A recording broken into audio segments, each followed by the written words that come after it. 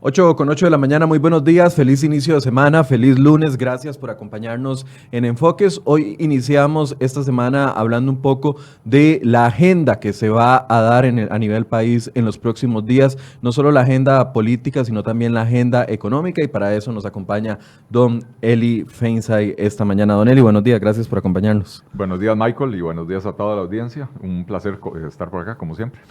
Un fin de semana, bueno, interesante. Hemos tenido mucha noticia importante que tal vez el fin de semana la cortó y no hemos podido analizarla. Uno es el tema del presupuesto nacional, definitivamente un presupuesto que entrega el Poder Ejecutivo el viernes a la Asamblea Legislativa. El otro tema, la visita del presidente a Limón, que estuvo bastante, ¿cómo podemos calificarla? Bastante...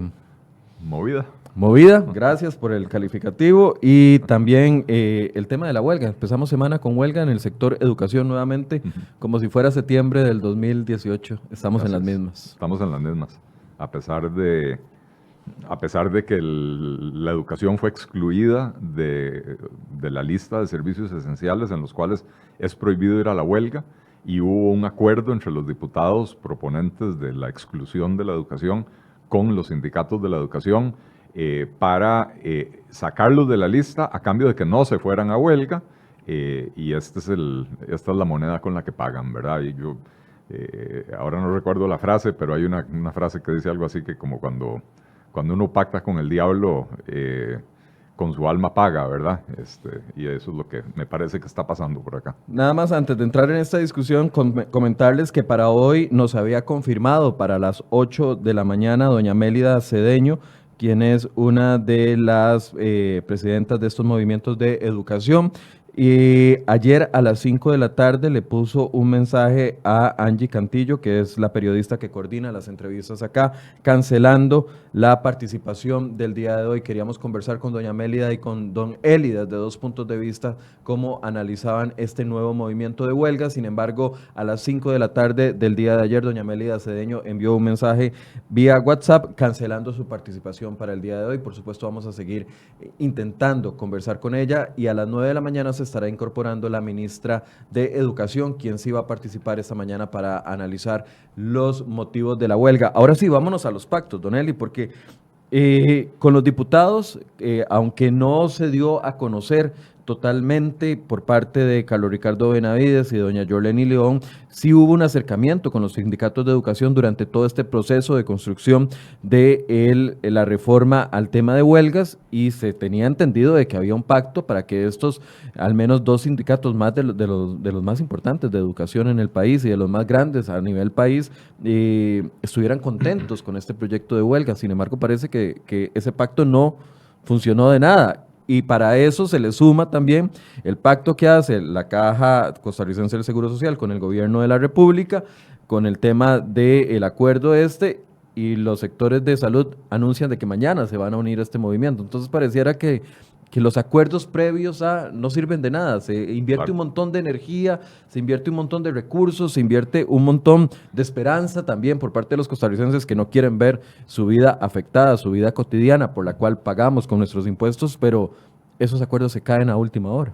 Sí, y es lógico que esos acuerdos se caigan porque cuando usted estudia estrategias de negociación se da cuenta de que lo peor que usted puede hacer es sentarse a negociar en una posición de debilidad.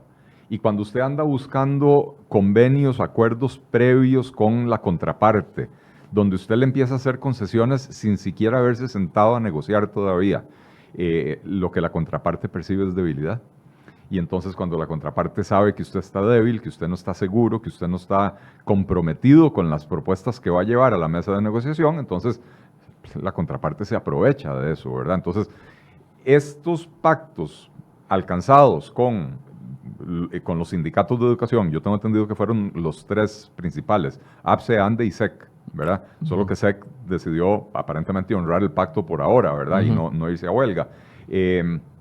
Este pacto alcanzado por los diputados con los sindicatos para evitar que fueran a huelga, excluyéndolos de la lista de servicios esenciales, lo que hace es mandar una señal de debilidad de parte de quien se sienta a negociar, cosa que los sindicatos perciben y son en ese sentido como animales carroñeros, huelen la sangre y van a pegar el mordisco. De la misma manera que las concesiones que le hizo la presidencia ejecutiva de la Caja y el ministro de la Presidencia, el ministro de Trabajo, a los sindicatos de la Caja para que depusieran una huelga absolutamente inmoral e ilegal, pues nuevamente manda la señal de el gobierno está con canillera, le está temblando las rodillas y entonces vamos por más, ¿verdad? Y entonces, lógicamente, esos acuerdos de nada sirven, excepto para ponerles cargas cada vez más onerosas a los contribuyentes, ya sea los pagadores de impuestos o los asegurados, que son los que terminan pagando la cuenta. Y, a ver, el sacrificio que hubo a nivel interno de la Asamblea Legislativa con respecto a esta negociación, porque, a ver, la estrategia de los diputados fue, vamos a negociar durante todo este proyecto de ley con los sindicatos de educación. Sí. Como bien usted apuntó al inicio en su primera intervención, quedan fuera de los servicios esenciales todos los que fueron servicios de educación, quedaron, me parece que solamente los del tema de alimentación y funcionamiento, seguridad, etcétera, etcétera, que generó muchas críticas, porque muchos costarricenses pensamos que la educación es un servicio esencial. Claro, es que ¿cómo vamos a justificar que no es un servicio esencial el servicio que constitucionalmente recibe un 8% del PIB para financiarlo? Es el único servicio público que tiene una asignación tan grande y a nivel constitucional. Que el gobierno no se la puede brincar porque está ahí en la Constitución de la República, ¿verdad? La Constitución política. Entonces, ¿cómo vamos a decir que no es esencial el servicio al que se le destinan más recursos de todos los servicios públicos que brinda el gobierno en este país? Evidentemente es un servicio esencial, además de que la educación es esencial para el desarrollo de todo país. La educación es esencial para brindarle a los estudiantes, a los alumnos, a los niños, las herramientas que van a necesitar en el futuro para poder labrarse un futuro mejor. Y cuando los estudiantes sufren, como el año pasado, 3 meses de huelga, donde básicamente hubo que regalarles el tercer trimestre, algunos estarán felices porque les regalaron la nota. Otros, un poco más responsables, se dan cuenta de que perdieron un trimestre y ese trimestre no lo recuperaron. Entraron directamente al siguiente año de la escuela, probablemente con dificultades para aprender la nueva materia porque no tienen las bases completas y ahora encima de todo siguen yéndose a más huelgas los profesores sin ninguna consideración para los estudiantes y con un agravante, que lograron movilizar a un grupúsculo de estudiantes que no representa absolutamente a nadie, pero que actúan en nombre de los estudiantes y como son jóvenes menores de edad, entonces hay que tratarlos con guante de seda, digamos, guantes de seda un poquito más suave con la que se puede tratar a otras personas que bloquean las calles, ¿verdad? Entonces, básicamente ahora tienen a un grupito de estudiantes haciéndoles el trabajo sucio, ¿verdad?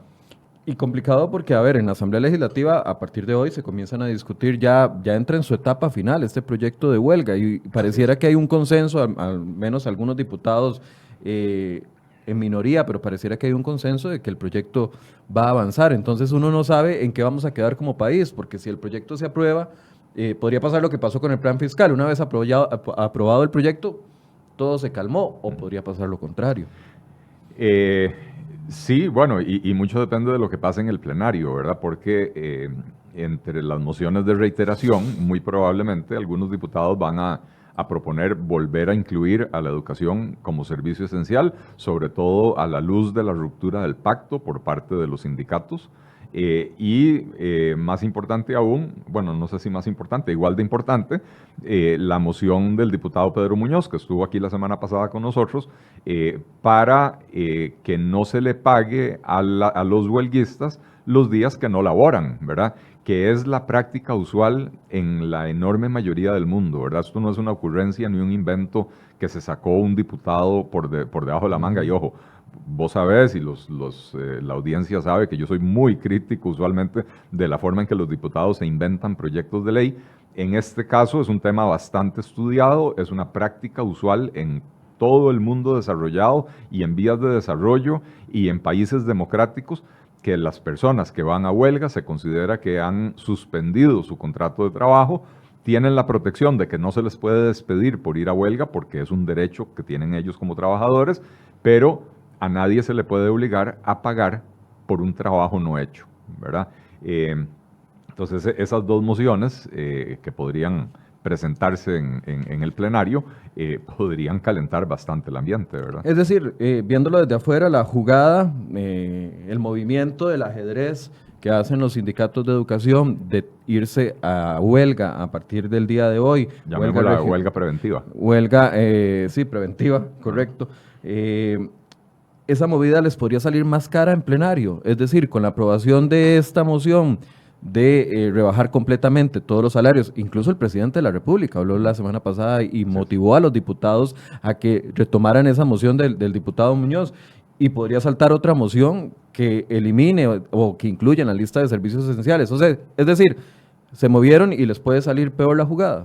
Bueno, al final de cuentas es una apuesta que están haciendo los sindicatos de que con una demostración de fuerza hoy y mañana le pueden provocar canillera a suficientes diputados como para que o no se aprueben estas mociones o que ni siquiera avance el proyecto de ley. Esa es la apuesta que están haciendo los Que yo no sindicatos. lo veo factible. O sea, digamos, la fuerza que lleva el proyecto de ley en el sentido de que se deje discutir. Yo creo que el proyecto de ley va a ser aprobado. O sea, yo creo que esa parte de la apuesta eso no es a lo que le están apostando más fuertemente. Yo creo que hasta Albino Vargas dijo en algún momento, hace un par de semanas, algo para los efectos de no hay mucho que hacer, este proyecto se va a aprobar, tiene mayoría en la Asamblea Legislativa. La pregunta es, ¿cuál proyecto o cómo se aprueba ese proyecto, verdad? Porque no es lo mismo un proyecto con educación como servicio esencial y no pago de los días no laborados que un proyecto con educación con permiso de huelgas de 21 días y con el pago de los días no laborados, ¿verdad? Porque el problema que tiene el pago de los días no laborados es que envía un incentivo perverso al trabajador, porque le dice, usted no corre ningún riesgo, usted se va a huelga y la siguen pagando. Entonces no tiene ningún costo para usted irse a huelga. Yo estaría de acuerdo con que se diga, bueno, ok, no se pagan los días no laborados. Si la huelga se declara legal, entonces habría que hacer el pago retroactivo. Al revés, no. ¿Por qué no? Porque en Costa Rica ya tenemos 1000 ejemplos de que el cobro retroactivo, si yo te pago por adelantado y después te tengo que retirar lo que ya te pagué, el cobro retroactivo no funciona en Costa Rica. Veámoslo con los viceministros de Luis Guillermo Solís, por ejemplo. Los viceministros de Luis Guillermo Solís y además, y la ministra de Michael, Planificación. no nos olvidemos, la huelga de educadores a finales del 2014, en el 2014, a finales del gobierno de Laura Chinchilla, principios del gobierno de Luis Guillermo Solís, que fue provocada por el cambio de un sistema de cómputo, porque en el sistema de cómputo anterior había un montón de desórdenes y se le pagaba a la gente cosas que no se les debían de pagar, se estimó en varias, no recuerdo ahora si decenas o cientos de miles de millones de colones, que se habían pagado de más, y eso nunca se recuperó, ¿verdad? Eso no se escucha por ninguna parte que esos dineros se hayan recuperado, que por errores, supuestos errores del sistema de cómputo, a la gente se le pagaba algo que no se le debía pagar y después recuperarlo es prácticamente imposible, ¿verdad? Entonces, el tiro le podría salir por la culata a los sindicatos de educación. Les podría salir por la culata. Ahora, ¿en qué posición queda, pasémonos de sindicatos, ¿en qué posición queda don Román Macaya, en qué posición queda don Víctor Morales Mora, en qué posición queda el gobierno de la República cuando llegan a este acuerdo cuestionado, que han pagado, por lo menos a nivel público y de acusación pública y de censura pública, han pagado un precio importante, cuando 10, 12, 15 días después del famoso acuerdo, los sindicatos de salud vuelven a la calle? Bueno, los desnuda y los exhibe, en particular a don Román, a don Víctor y a don Steven Núñez, el ministro de Trabajo, que fueron los que firmaron ese acuerdo, ¿verdad? Los desnuda, los exhibe. El esfuerzo de comunicación que hizo el gobierno para vendernos que esta era la mejor solución posible, que básicamente lo que nos dijeron fue, es mejor un mal acuerdo que un buen pleito, ¿verdad? y resulta que no siempre es mejor un mal acuerdo que un buen pleito. A veces los pleitos hay que echárselos encima y aguantarlos para lograr un mejor resultado, que creo yo que fue la actitud que tuvo el gobierno el año pasado cuando se aguantó fuerte 90 días de huelga. Y no como ahora que a la primera, en poquitos días, y bajo chantaje fuertísimo de parte de los sindicatos del sector salud, se dieron... Y de los médicos especialistas, hay que acordarse que ellos fueron los que torcieron el brazo. Sí, en efecto, ¿verdad? Pero no nos olvidemos que tenían el acompañamiento de los sindicatos, ¿cómo se llama? De todos los demás sindicatos, de enfermeras, de técnicos, de cocineras, de las lavanderías, etcétera, ¿verdad? Pero ciertamente los mayores beneficiarios, como siempre en la política pública en Costa Rica, los mayores beneficiarios son los tiburones grandes del estanco, ¿verdad? Los pescaditos pequeños, alguitos ganan, pero al final el tiburón se los come, ¿verdad? Y entonces los médicos que tienen guardias y horas extras y exclusividades y dedicación exclusiva y prohibiciones y otro montón de pluses salariales y que se terminan llevando 14 o 17 millones de colones a la casa, son los grandes beneficiarios, mientras que la cocinera, que también se fue a huelga, se sigue llevando para la casa 500,000 colones de salario, ¿verdad? Así que ciertamente los líderes, digamos, los líderes de políticos de la caja y de los ministerios han quedado muy mal parados, además ahora con una denuncia penal presentada por algunas de las cámaras privadas de este país. Curiosamente, no fue UCAEP. No fue UCAEP. UCAEP no quiso participar, yo no he logrado entender por qué, pero 9 cámaras, miembros de UCAEP, decidieron, UCAEP no va, pero nosotros vamos por nuestra parte.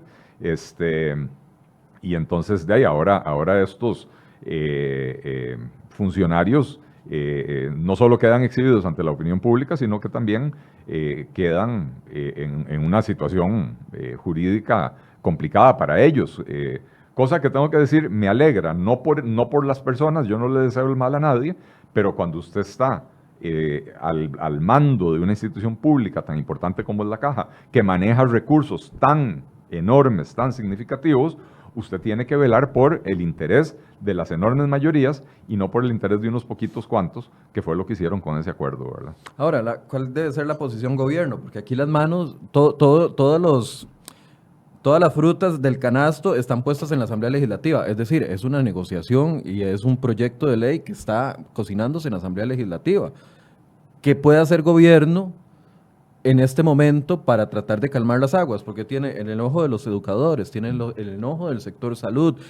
Veíamos el fin de semana el grandísimo enojo que había en algunos de los limonenses de Habdeba, sí, que a pesar de la aprobación del proyecto, donde se dan aquellos garantías de que se les va a pagar todo lo que es los derechos laborales que tienen por cesarlos, etcétera, etcétera, hay un gran enojo. ¿Qué posibilidades tiene el gobierno o qué opciones tiene el gobierno de actuar en estos momentos cuando la pelota está en la Asamblea Legislativa, por un lado, pero el ambiente está muy tenso alrededor de él? Sí.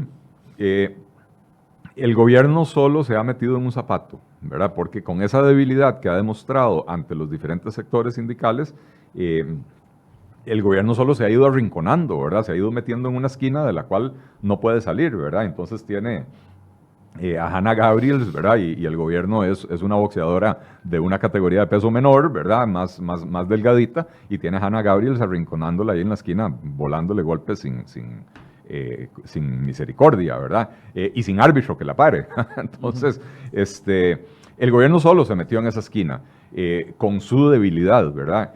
¿Por qué? El presidente va a Limón, y empezamos a mezclar aquí temas, ¿verdad? El presidente va a Limón y uno ve que los funcionarios de Habdeba salen a protestar y le gritan dictador, y le gritan, o sea, le dicen dictador y que les está violando sus derechos y que es antidemocrático, perdón, pero hace más de 10 años se viene hablando de lo que iba a suceder con Habdeba.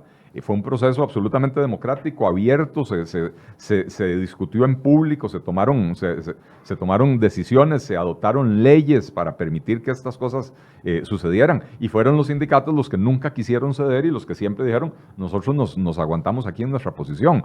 Funcionarios de Habdeba que se han servido con la cuchara grande.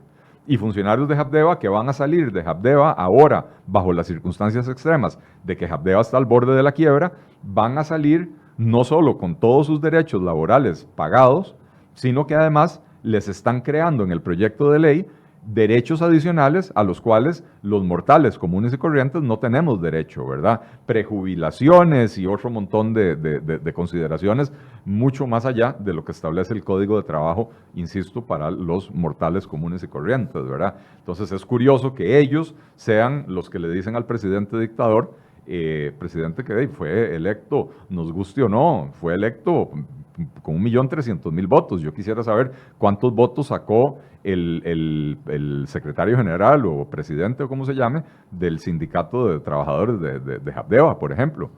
No nos vayamos muy lejos. ¿Cuántos votos sacó Albino Vargas, que dice representar a todos los empleados públicos? ¿Cuántos votos sacó en la última elección cuando lo reeligieron por 7ª o 8ª vez? No llegó a 3.000 votos, o por ahí anduvo de los 3.000 votos, ¿verdad? Entonces, ¿quién tiene representación?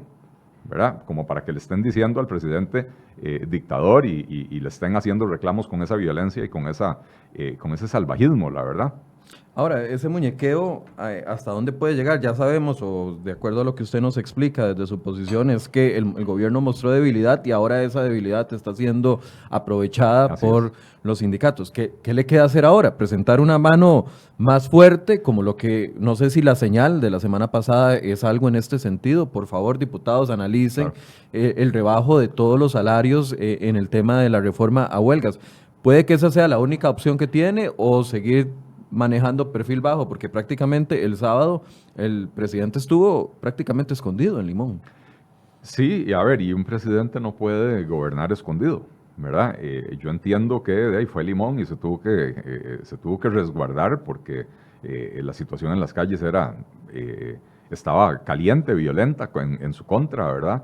Creo que los videos y los audios hablan por sí solos, ¿verdad? Pero entonces es normal que el presidente se haya escondido durante esta gira, pero no puede pasar escondido los próximos 2 años y no sé cuántos meses le quedan, 10 meses, 8 meses de gobierno, ¿verdad? Creo que sí tiene que empezar a adoptar una posición de mayor fuerza.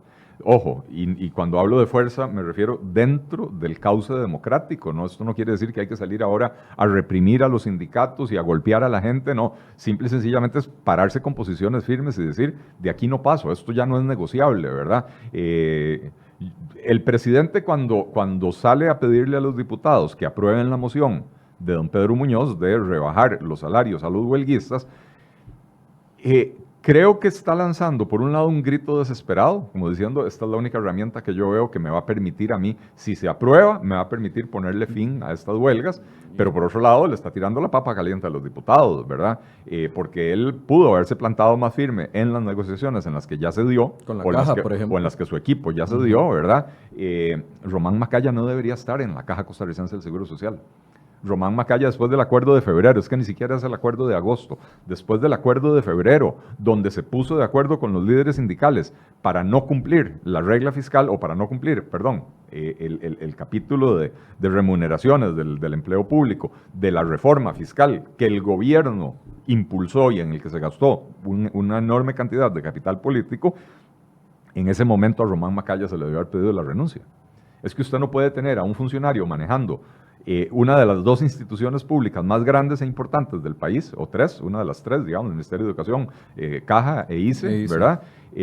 Usted no puede tener a uno de esos 3 operando en contra del proyecto estrella del propio gobierno, operando en contra de los intereses claramente expresados por el presidente de la República. Usted no puede mantenerlo en el puesto. Entonces, si el presidente hubiera mostrado fuerza desde el principio, hoy le cantaría un gallo diferente. Dice doña Catherine Jiménez, el atropello al derecho a la educación, ¿qué? ¿Cómo podemos los padres defender a los niños que no nos hagan lo mismo del año pasado? Porque hablaron de estragos de los segundos grados sin saber leer, o otros del mismo, consecuencias. Y esa es la preocupación, ¿verdad? En este contexto. Los niños, por un lado, y hablando de la caja, con la idea que usted mantenía, de que volvamos a la situación de los primeros días de agosto.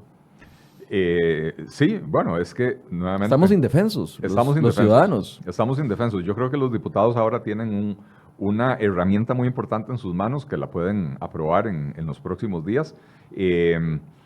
Y cómo se llama, y que es, como decía yo, que el presidente vio que es como una última esperanza que tiene él, creo que también es una última esperanza que tenemos los ciudadanos, ¿verdad? Si se aprueba el proyecto de ley de regulación de la huelga con el rebajo salarial, entonces otro gallo va a cantar en Costa Rica, ¿verdad? Es que lo van a pensar dos veces antes de llamar una huelga intermitente o preventiva o una huelga de 21 cualquier días. Naturaleza, ¿verdad? Es que cuando le tocan el bolsillo, ya ahí sí van a decir. Así es. Así es. Suave un toque. No le voy a hacer tanto caso al líder sindical porque me va a tocar a mí directamente. Bueno, ese es el tema, que hoy, como hoy no tiene costo irse a huelga, entonces cualquier irresponsabilidad que diga un líder sindical va la gente feliz a la calle, ¿verdad? Creo que se ha perdido la noción por parte del movimiento sindical de lo que debe ser una huelga. Yo sí creo que la huelga es un derecho, yo sí creo que los trabajadores tienen derecho a suspender labores cuando tienen un diferendo con su patrono por cuestiones que les afectan directamente en su calidad de ambiente laboral, en su remuneración, etc. No hay que confundir la huelga, que es contra el patrono, con la protesta social. Yo puedo estar a favor o en contra de diferentes proyectos. Ayer hubo una marcha por la vida, un domingo en San José, la gente sale en su rato libre a manifestarse. Entonces, si usted quiere protestar contra políticas públicas y usted es funcionario público, está en total libertad de protestar, ¿sabe qué? Después de las 5 de la tarde, o el sábado, o el domingo, en su horario, ¿cómo se llama? En sus horas libres, no en horario laboral, porque usted no está protestando directamente contra su patrono, ni por nada que le esté afectando a usted en su entorno laboral, ¿verdad? Entonces hay que distinguir la huelga de la protesta pública. Lo que el proyecto de ley regula es la huelga, el derecho a huelga. No prohíbe la protesta pública, no prohíbe la manifestación de intereses políticos. Es importantísimo entender eso, ¿verdad? Y lo otro que es importantísimo entender, Michael, es que rebajar los salarios no es un castigo. Si yo no voy a trabajar y no me pagan, no me están castigando. Simplemente estoy asumiendo la consecuencia de una decisión que yo tomé, que fue no ir a trabajar, ¿verdad? Que es diferente de si me enfermo y tengo una incapacidad, porque ahí entonces hay un concepto legal de protección al trabajador, ¿verdad? En otros países donde no tienen este tipo este mecanismo de la incapacidad, entonces tienen, por ejemplo, en Estados Unidos lo que llaman sick days, días de enfermedad, que el trabajador en el contrato le dicen, usted tiene derecho a 10 días de enfermedad al año, 15 días de enfermedad al año. Entonces, cuando usted es enfermo, usted ya me dice, estoy enfermo, hoy no voy a llegar a trabajar, sin sanción, ¿verdad? Entonces, eso está bien, eso es normal. Pero otra cosa es que yo decida, me voy a ir de pelotero a la calle a protestar contra el aborto, o me voy a ir a la calle a protestar contra el matrimonio igualitario, o a favor del matrimonio igualitario, o me voy a ir a la calle a protestar contra el presupuesto de la República, o contra la reforma fiscal en horario laboral. Bueno, si fue en horario laboral, asuma las consecuencias de que usted no fue a trabajar y por lo tanto no se le paga. Cuando uno lee los argumentos de algunas de las personas que están en contra del proyecto de ley que se está discutiendo en la Asamblea Legislativa y que esperaríamos que esta semana tenga además un fuerte impulso ya con las discusiones en plenario de las mociones, vienen muchos argumentos que no dudo que le generen mucha preocupación a empleados públicos sindicalizados que se creen el discurso que les están dando sus líderes sindicales. Por ejemplo, uno es, y lo estoy leyendo acá, que nos quieren callar, que hay una ley mordaza, bueno, así se titula uno de los medios el día de hoy, que es una ley mordaza, que nos quieren callar, que no quieren es escuchar la protesta de las clases trabajadoras, etcétera, etcétera. Pero es que ahí está la diferencia entre el concepto legal, porque si usted me dice si no lo es, si estoy equivocado, pero el concepto legal de huelga al concepto ampliado de protesta democrática, protesta social, etcétera. Vuelvo y repito, a nadie se le está prohibiendo manifestar sus posiciones políticas a favor o en contra de políticas públicas. Absolutamente nadie se le está prohibiendo esto. Lo que se está diciendo es, eso no es huelga. Es decir, los empleados del MEP mañana, una vez aprobado el proyecto de ley, pueden agarrar después de las 4:30 de la tarde, Claro. que salen de su trabajo, Así es. sábados y domingos, y hacer una protesta nacional Por lo con que se les pegue la respecto gana. a alguna de los temas que no estén contentos. Así es. O sea, eso no va a cambiar. Si el empleado del MEP quiere protestar porque considera que le redujeron, le aumentaron su carga laboral sin aumentarle el salario, etcétera. Okay. O por las pésimas condiciones en las escuelas en las que trabaja, que es correcto. un tema justo. Entonces, son temas que lo afectan en su entorno laboral, tiene derecho a ir a huelga por eso. Ahora, si el empleado o el funcionario del MEP quiere protestar, como decía anteriormente, a favor del aborto, en contra del aborto, a favor del matrimonio igualitario, en contra del matrimonio igualitario, por el cierre del Recope o porque el Recope se mantenga abierto, o quiere manifestarse contra el proyecto de ley de regulación de las huelgas o contra la reforma fiscal, tiene todo el derecho de hacerlo. Y esta ley o este proyecto de ley no se lo prohíbe. Lo único que le está diciendo es, señor, no en horas laborales. ¿Verdad? Uh-huh. Creo que es importantísimo que la gente entienda eso, ¿verdad? Sí se está regulando la huelga. Ojo, la huelga en servicios esenciales es prohibida en Costa Rica desde 1943. No se lo inventaron ahora en este proyecto de ley. El Código de Trabajo de Costa Rica, que es de 1943, estableció desde 1943, voy a repetirlo las veces que sea necesario, la prohibición de irse a huelga en servicios esenciales. En este proyecto de ley lo que están tratando de hacer es definir una lista de cuáles son los servicios esenciales, porque el problema que tenemos en Costa Rica es que a pesar de que eso dice el Código de Trabajo, nadie lo respeta. No, porque van a los tribunales y los tribunales, los jueces dicen, es que no hay una lista que me diga qué es esencial o qué no es esencial, y de pronto un tribunal define una cosa como esencial y se van a otro tribunal y el otro tribunal dice, no, esa cosa no es esencial, esta otra sí, ¿verdad? Y entonces lo que esta ley pretende hacer es traer un poco de orden a esta situación, donde haya una lista taxativa de lo que son servicios esenciales para que los jueces sepan a qué atenerse en vez de tener que ser creativos a la hora de resolver y decir, a mi juicio esto no es esencial, por lo tanto la huelga es legal. Nada más vamos a poner en pantalla un momento el mensaje donde doña Mélida Cedeño, a través de su periodista de nombre Ariel, me parece, ¿sí? Ariel de APSE nos canceló la tarde de ayer. Para los que tienen dudas, bueno, esa fue la confirmación que nos dieron me parece que fue jueves en la tarde. Miércoles en la tarde fue cuando doña Mélida nos confirmó que iba a participar el día de hoy, y ese es el mensaje donde estábamos confirmando la participación de doña Mélida ayer en la tarde, y donde se nos indica a las 4:54 de la tarde, a las 5:22 nos dicen que va a ser difícil de que esté participando. Para los que tenían dudas de que no la habíamos invitado y estábamos mintiendo acá diciendo que la habíamos invitado y no estaba invitada. Sí, doña Mélida estaba invitada, había confirmado y el día de hoy canceló. Más allá de eso... Y tengo que decir que a mí me llamaron a avisarme, no me acuerdo si fue el miércoles o el jueves, ¿verdad? Angie Cantillo, la periodista que te coordina esto, me llamó a avisarme que iba a ser con Mélida Cedeño. Hasta me preguntó que si tenía algún problema, pero ¿desde cuándo yo voy a tener algún problema con nadie? Uh-huh. Para mí el diálogo es importantísimo, por más diferencias que podamos tener. Sí, para nosotros era valioso que estuviera doña Mélida y que estuviera don Eli para poder compartir, porque claramente son posiciones encontradas con respecto a este tema de huelga.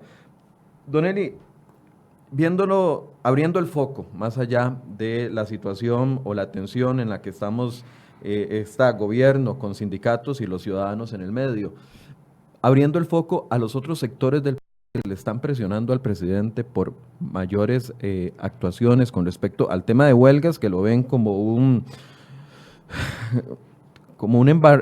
encharcamiento, un embarrialamiento, no sé, como que la cancha está embarrialada y el país no puede avanzar con políticas importantes. Pero por otro lado, hay sectores como el sector empresarial que siguen insistiendo en la necesidad de ya pasar esta época, estos capítulos de temas de protestas sociales a los temas medulares que se necesitan para la reactivación de la economía, etcétera. Viene el presupuesto que se presenta, por ejemplo, el viernes anterior, un presupuesto donde el gobierno asegura que hay una aplicación de la regla fiscal, al menos en gobierno central, y donde dice que están cumpliendo incluso más allá en recorte de gasto.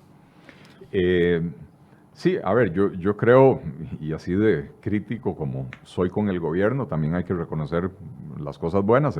El proyecto de ley de presupuesto es responsable, de hecho cumple con lo que establece la regla fiscal.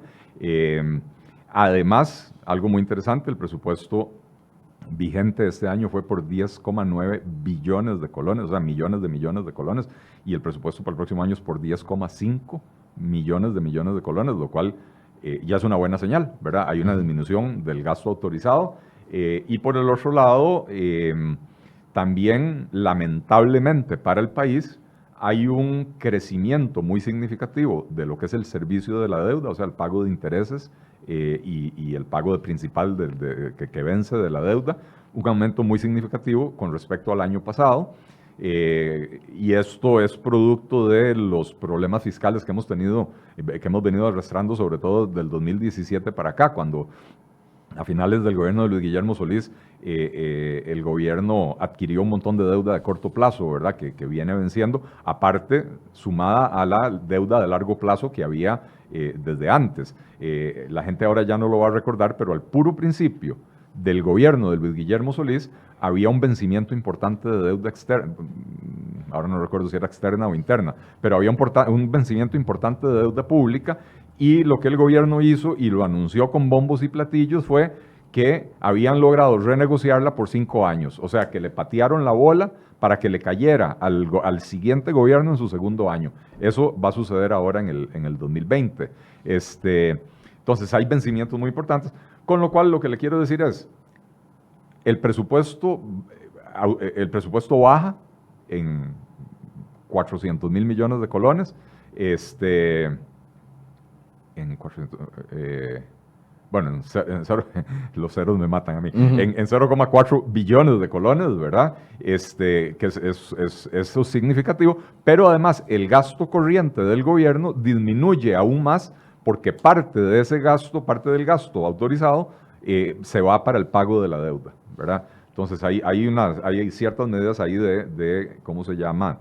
De austeridad que son bienvenidas hoy en día, porque realmente el gobierno no podía seguir mandando señales erróneas de que aquí la fiesta del gasto va a seguir creciendo. Habiendo dicho eso, es un presupuesto austero, va a haber que socarse la faja, ¿verdad? Y cómo se llama, bueno, también va a haber que ser muy vigilantes de que esto no lo vengan a embarrialar después presentando 25 presupuestos extraordinarios, ¿verdad? Hace unos minutos antes de las 8, porque no podía estar en vivo, doña Rocío Aguilar, la ministra de Hacienda, conversó conmigo minutos antes de las 8 de la mañana. Le hice 3 preguntas. Vamos a escucharlas, don Eli, para poder poner en contexto este tema del presupuesto nacional. Escuchemos.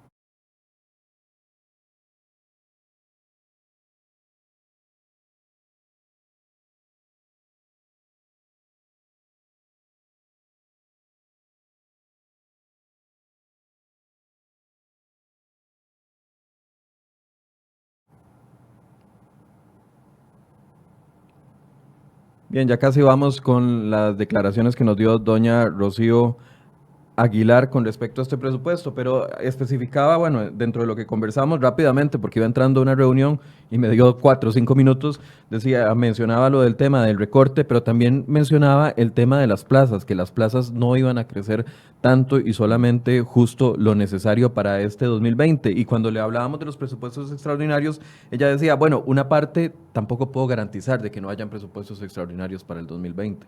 Sí, bueno, nadie puede garantizarlo. El tema es que vamos a tener que ser muy vigilantes de que no nos metan un gol por ahí, ¿verdad?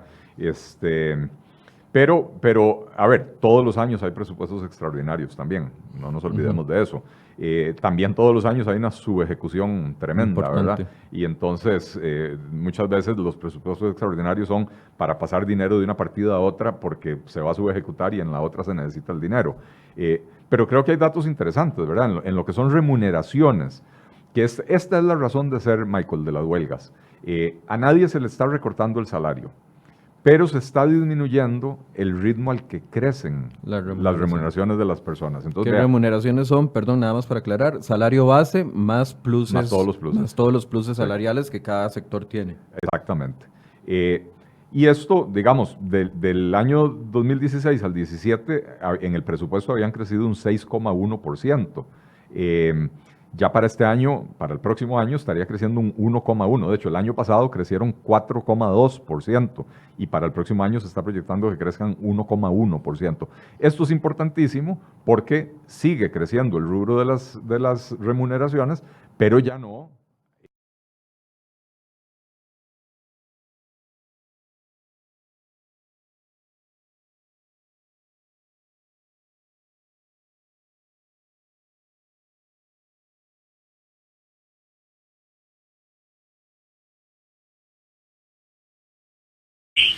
Bueno, muy buenos días, muchísimas gracias. Yo diría que el resumen más importante es que es un presupuesto que cumple de manera fiel con los postulados de la Ley de Fortalecimiento. En particular, uno de los cambios importantes que tenía que ver o que tiene que ver con la regla fiscal que limita el crecimiento del gasto corriente y que para este año tenía un límite de 4,67. No solo se cumple, sino que se cumple con un nivel de holgura, ya que el gasto crecerá un 3,9. Lo segundo es que se logra un presupuesto total, no solo con el menor nivel de crecimiento, sino un presupuesto que decrece en un 4,3%, y esto se debe fundamentalmente al cumplimiento de la regla fiscal y a una muy buena gestión de tesorería que nos permitió que el año 2020, producto de que ahora captamos a plazos más largos y que hacemos programas importantes de canje, se viera, digamos, ligeramente reducido. La regla fiscal se cumple porque hay un compromiso de todos, primero desde el presidente de la República y todos los ministros para poder tocarse la faja, como decimos nosotros, para poder lograr ir saneando las finanzas públicas. Porque sanear las finanzas públicas tiene como propósito fundamental lograr mayor estabilidad, crecimiento y bienestar de la población hacia adelante. Es un sacrificio presente y es un sacrificio que no quisimos hacer durante muchos años y que lo que hicimos fue ir acumulando todos los años gran cantidad de deuda, que es imposible, digamos, corregir en un solo año, pero que ya hemos iniciado todo el proceso para ir logrando esa estabilidad. También es importante decir que esto se logra creciendo los gastos de capital, que son los gastos, digamos, lo que es inversión, porque en el pasado muchas veces lo que se hacía es que ese gasto se bajaba privilegiando el crecimiento del gasto corriente. También se logra porque la Ley de Fortalecimiento, con el capítulo de responsabilidad, nos dio herramientas importantes. Uno fue el cambio en remuneración, al nominalizar las mismas en su mayoría, excepto la prohibición y la dedicación exclusiva. Y además tenemos un muy bajo, casi nulo crecimiento de plazas nuevas. Históricamente hay años que hemos crecido más de 5.000, 6.000 plazas, y este es el año que menor número de plazas se ha crecido en el gobierno central, para escasas 350 plazas. Y esto además es un segundo año donde mantenemos un presupuesto muchísimo más controlado, revisado desde ese punto de vista, solo que dichosamente ahora con la reforma tenemos por un lado algo más de ingresos y adicionalmente, como les decía, las herramientas en remuneraciones y también en destinos específicos que en el pasado estaban 100% enganchados a alguna variable, y el legislador ahora nos da un mayor margen de discrecionalidad, sí, con ciertos límites. Ok, y lo último es, algunas preocupaciones existieron en este año por el tema de los presupuestos extraordinarios que fueron saliendo durante el año. En este presupuesto para 2020 ¿se puede garantizar de que está contemplado todo o que no vamos a tener 4 o 5 presupuestos extraordinarios? Que los presupuestos extraordinarios son un producto de una norma que va más allá de la ley de administración financiera que impuso el Congreso. ¿Por qué? Porque hoy día una serie de movimientos que se podían hacer vía decreto ejecutivo hay que hacerlos a través de presupuesto, que tiene que aprobarlo la Asamblea. Entonces, el origen de esa cantidad de presupuestos extraordinarios fue producto que le quitaron al Ministerio de Hacienda o al Ejecutivo una facultad de carácter legal que tiene la 8131, que es la ley de la administración financiera. Entonces, si eso no lo corrigen o no lo devuelven a lo que la ley permite, va a seguir en la misma situación. Entonces, aquí el tema más importante es poner las normas que legalmente estén previstas. Pero si yo voy a poner normas que van más allá de lo que la ley dice, pues eso es lo que nos encontramos. Esa advertencia la hicimos nosotros desde el inicio. Y yo esperaría que en esta oportunidad la Asamblea haya entendido que la relación costo-beneficio de una norma como esas, todos salimos perdiendo. Bien, esas eran parte de las declaraciones que decía doña Rocío. Don Eli. Me planteaste una pregunta antes de ir a escuchar a doña Rocío, era con respecto a las remuneraciones de los funcionarios públicos. Correcto, porque pareciera que aunque se ha explicado en muchas ocasiones de que lo que va a suceder es que las remuneraciones van a crecer menos, Exacto. no es que van a decrecer, pareciera que los funcionarios públicos se sienten golpeados pensando de que sus salarios se van a ver afectados de una u otra manera en un recorte en el inmediato plazo. Importantísimo aclarar eso. No, la Sala Cuarta ha sido clara en muchas ocasiones de que a las personas no se les puede disminuir su remuneración. Y entonces las reformas adoptadas con la reforma fiscal, valga la redundancia, no le disminuyen el salario a nadie se le va a recortar el salario.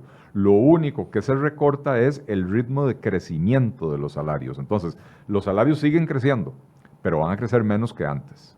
Uh-huh. Eso es todo. Y entonces, por supuesto, hay funcionarios que estaban acostumbrados a que cada año su remuneración creciera muy por encima de la inflación, muy por encima del crecimiento de la economía. Y entonces para ellos era lindísimo, ¿verdad? Porque cada vez les alcanzaba para más, pero sin tener en consideración que las finanzas públicas sí dependen del crecimiento de la economía y sí dependen de la inflación. Y que cuando yo le doy a usted más de lo que crece la economía y no está justificado eso en un aumento de productividad suya, pues entonces lo que estoy haciendo es abrirle un boquete a las finanzas, ¿verdad? Un par de temas interesantes que manifiesta ahí doña Rocío, ¿verdad? Bueno, esto de los presupuestos extraordinarios, claro, es que lo que yo decía anteriormente, usted tenía una partida que iba a subejecutar y otra partida en la que necesitaba reforzar. Entonces, mediante decreto, o sea, con la firma del presidente y la ministra, pasaba plata podía, de un lado para el otro. Exacto, pasarse plata del bolsillo izquierdo al bolsillo derecho. Tenía presupuestado 500,000 pesos para pagar la luz y solo 300,000 para el agua, me sobró de aquí y me falta aquí, nada más lo movía. Exacto. Ahora tiene que ir a la Asamblea. Ahora tiene que ir a la Asamblea y eso toma la forma de un presupuesto extraordinario. Entonces, hay presupuestos extraordinarios que sí aumentan el gasto público, ¿como cuál? El que se tuvo o se va a tener que presentar, el que se tuvo que presentar para conseguirle recursos a Habdeba para que pueda seguir pagando la planilla. Sí. Hay un aumento del hay otros presupuestos donde simplemente es pasar del bolsillo izquierdo al bolsillo derecho, ¿verdad? Ese es un tema importante. Bueno, lo que decía ella con respecto a la forma en que se financia el presupuesto, yo creo que es importante mencionarlo. Vean que en Costa Rica prácticamente la mitad de lo que gastamos lo hacemos con plata prestada. Pero este año se da un cambio importante. El año pasado, los impuestos solo alcanzaron para financiar el 47%. No, el año pasado no, este año, 2019. Los impuestos solo alcanzaban para pagar el 47% de los gastos, que quiere decir que para poder gastar lo que el gobierno iba a gastar, había que endeudarse en un 53%. O sea, de cada 100 colones que el gobierno gasta, 53 vienen de deuda nueva. Para el próximo año, en el presupuesto del próximo año, esto se revierte y ahora más bien va a ser un 52% se financia con impuestos y un 48% se financia con deuda. Sigue siendo malo, es pésimo, porque esto quiere decir que básicamente usted tiene ingresos de $500,000 pero está gastando $1,000,000 todos los meses, ¿verdad?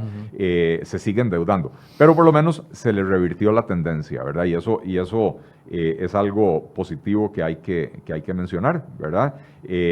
A mí me llamaron la atención tres cosas. Uno dice que no se limitó el crecimiento del gasto capital, por lo cual se van a poder seguir haciendo inversiones, que eso me llamó la atención, el recorte de plazas y también la aplicación de la nominalización de las remuneraciones, a excepción de la de prohibición y de la de educación exclusiva, que ella lo señala y les da fuerte énfasis como uno de los logros de este presupuesto 2020. ¿Qué significa eso? Bueno, eso es lo que estábamos comentando, ¿verdad? En la reforma fiscal se estableció que los pluses salariales que antes se calculaban como un porcentaje del salario, ahora se calculan como un monto fijo, ¿verdad? Y esto tiene un efecto que es difícil de explicar, pero el tema es este. Una anualidad es básicamente un pago que el funcionario público recibe con el paso de cada año. Y entonces digamos que esa anualidad fuera del 2%. Pero si usted ya tiene 20 años trabajando, tiene 20 veces 2% que se le suman a su salario base, ¿verdad? Pero si su salario base viene creciendo, porque crece todos los años, entonces ese 2% cada vez es un porcentaje mayor. Digamos que el 2% hace 20 años a usted le tocaban 5,000 colones, pero hoy ese 2% puede ser que en vez de 5,000 colones le tocan 50,000 colones. Pero entonces son 50,000 por 20 años, ¿verdad? Entonces ahora lo que se va a hacer a partir de ahora es que se le dice, ok, el 2% corresponde a 50,000 colones. Lo que va a hacer es agregarle 50,000 colones, pero como 50,000 colones, no como porcentaje. Entonces el próximo año, cuando usted acumule otra anualidad, la de este año ya no se le calcula como un porcentaje del nuevo salario, sino que son 50,000 colones que ya le quedaron ahí fijos. Y eso tiene un impacto importantísimo en cómo crecen las remuneraciones. Por eso es que podíamos ver esas cifras que mencionaba yo al principio, ¿verdad? De que en el 2017 las remuneraciones crecieron un 6,2%, en el 2019 crecieron un 4,2%, ya para el próximo año crecen un 1,1%, porque haber convertido a nominales estas cifras que antes eran porcentuales tiene ese efecto. Tiene un impacto importante. Tiene un impacto muy importante. De hecho, si uno separa solo el rubro de pluses, si uno separa solo el rubro de pluses dentro de las remuneraciones, los pluses que habían crecido 6,3% en el 2017, ya este año crecen 0,9%. Ahí hay un impacto muy importante. Y que nadie se llame a engaño, ese es el motivo de la huelga. Ese es el motivo de las huelgas, ¿verdad? Porque los funcionarios públicos quisieran que sus salarios sigan creciendo descontroladamente por el resto de la vida. Y aquí lo que se está haciendo es diciéndoles, su salario va a seguir creciendo, pero ya con ciertos límites y controles. Don Eli, un cierre. Bueno, semana interesante, ¿verdad? Y bueno, últimamente todas lo son. Hay muchísimo en juego con el tema de la regulación de las huelgas. Creo que es importante que tanto los diputados como el gobierno se mantengan firmes en que es vital aprobar la regulación de las huelgas. Ojalá que logren meter la disminución del salario, el rebajo del salario por las horas no trabajadas, para que entonces, uno, nos alineemos con la práctica de la enorme mayoría de los países del mundo, y dos, para quitar ese incentivo perverso que tiene hoy en día el funcionario público de irse a huelga en cualquier momento y por cualquier cosa y sin límite de tiempo, ¿verdad? Y ojalá que recapaciten los diputados y también entiendan que destinarle el 8% del PIB a un servicio como el de la educación es la más clara definición de que ese es el servicio más esencial que tenemos en el sistema político costarricense. Importantísimo, esto va a generar protestas, va a generar huelgas, porque los funcionarios públicos no quieren que pare la fiesta de los privilegios y de las gollerías, pero si no se le planta cara a los sindicatos y si el gobierno y los diputados no se paran firmes y dicen vamos a ponerle un fin a esto, como ya se le puso un fin a las remuneraciones porcentuales en la reforma fiscal, porque de eso fue la huelga de 3 meses el año pasado, ¿verdad? Se plantaron firmes y ya en la elaboración de este presupuesto estamos viendo los efectos de haber aprobado esas reformas en el gasto público. Entonces, es importante entender que si hoy nos plantamos firmes, en el corto plazo empezamos a ver la diferencia para bien, para la enormidad del país, y no seguir legislando para beneficiar a grupos de interés y a grupos de presión económica, en este caso los sindicatos, pero sabemos que hay otros grupos de presión también del sector privado, ¿verdad? Es bueno mandar la señal de vamos a empezar a recortar los privilegios y las gollerías de todo el mundo. Don Eli, le planteo, porque hay 3 temas que nos han pedido mucho, y le planteo, no sé si tendrá espacio el próximo lunes y podemos conversar de esto invitando a otros sectores. Me interesaría que habláramos de amnistía, de la famosa amnistía Tributaria. de la amnistía tributaria, que ha generado muchas críticas, pensiones de lujo, que me parece que son 2 temas que siempre que estamos hablando de esto son recurrentes en las críticas, y también, se me fue el tercero, pero se lo voy a comunicar entre semana, porque Perfecto. lo tenía aquí, evasión fiscal. Con muchísimo ¿Qué tal gusto, si hacemos el próximo lunes un panorama de amnistía, pensiones de lujos y evasión fiscal como argumentos que válidamente muchos reclaman como una deuda importante del gobierno de la República? Me parece muy bien y creo que son temas que efectivamente son parte de la ecuación. Lo que a mí no me parece válido es que la gente diga no hay que hacer nada en la regulación de los salarios públicos porque no se ha hecho lo otro. No es cierto que no se ha hecho, lo vamos a ver la próxima semana, pero claro, con muchísimo gusto. Me parece que esos 3 temas tienen que ser parte de la ecuación y enhorabuena que les dediquemos tiempo. Okay, esperemos que no haya un incendio importante políticamente hablando de aquí a la otra semana que nos obligue a hablar de un tema de más actualidad. Correcto. Bueno, planteémoslo así, vamos a ver cómo nos va durante la semana. Y ya está acá la ministra de Educación, doña Giselle Cruz. Vamos a desconectarnos y en unos 5 minutos volvemos con ustedes para hablar con la ministra de Educación sobre esta huelga, estrategias que están desarrollando en el Ministerio de Educación y qué fue lo que pasó, dónde fue la fricción que se dio para que volvieran los educadores a las calles y a realizar movimientos de huelga. Bueno, doña Giselle Cruz, ministra de Educación, la va a contestar en algunos minutos con nosotros. Se conectan, los invitamos en unos 5 minutos acá a cereohoy.com.